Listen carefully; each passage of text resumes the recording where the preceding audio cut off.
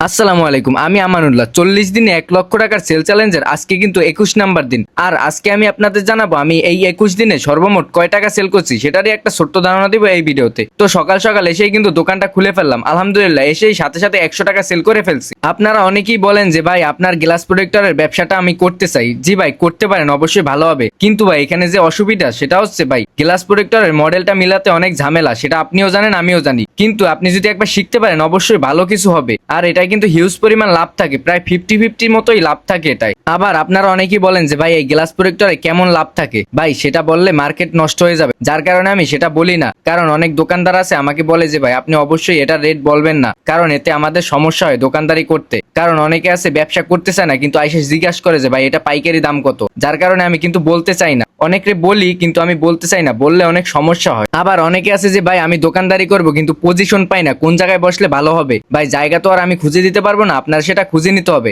জায়গা যদি আপনি খুঁজে নিতে পারেন, একটা ভালো একটা জায়গা দেখবেন যেখানে ভালো প্রচুর পরিমাণ মানুষ চলাফেরা করে, তাহলে কিন্তু আপনি সেখানে দোকানদারি করতে পারবেন। কারণ যেখানে মানুষ চলাফেরা কম করে সেখানে কিন্তু গ্লাস প্রোটেক্টর খুব কম চলবে। আপনি যে কোনো দোকানদারি করেন সেখানে কিন্তু কম চলবে। আপনি এমন একটা জায়গা সাজেস্ট করবেন যেখানে প্রচুর পরিমাণ মানুষ যাওয়া আসা করে, তাহলে কিন্তু আপনি সেল করে মজা পাবেন। যে কোনো ব্যবসার ক্ষেত্রে যেটা প্রয়োজন সেটা হচ্ছে ভালো একটা জায়গা, ভালো একটা প্লেস যেখানে আপনি দোকানদারি করতে পারবেন। যেখানে মানুষজন কম থাকে সেখানে কিন্তু আপনি কখনোই দোকানদারি করে মজা পাবেন না, কারণ আপনার সেল কিন্তু কম হবে। আবার কিছু কিছু জায়গা আছে যেখানে মানুষজন কম চলে কিন্তু সেল প্রচুর হয়, আপনি চাইলে সেসব জায়গায়ও আপনি বসতে পারেন। সেটা আপনার খুঁজে নিতে হবে। আমি কিন্তু ভাই খুঁজে দিতে পারবো না, কারণ আমি তো সব জায়গা চিনি না। আপনার এলাকা বা আপনার আশেপাশে মার্কেট বা বিভিন্ন রাস্তায় ফুটপথে আপনি বসবেন, দেখবেন ঘুরে ঘুরে কোন জায়গায় ভালো পজিশন আছে, আপনি সেইখানে বসার চেষ্টা করবেন। আবার অনেক সময় আছে অনেকে বলে যে ভাই আমি বসতে চাই, কিন্তু অনেকে বসতে দেয় না আমাকে। একবার বসলে ওইখান থেকে উঠিয়ে দেয়। অবশ্যই ভাই উঠিয়ে দিবে, এটাই স্বাভাবিক, ফুটপাতের সিস্টেমটাই এরকম ভাই। আমি দোকানদারি করে আমি ভালো জানি ভাই। আপনি যদি এক জায়গা থেকে উঠে যান, উঠে যাইয়া ভাই আপনি হতাশ হবেন না, আপনি আরেক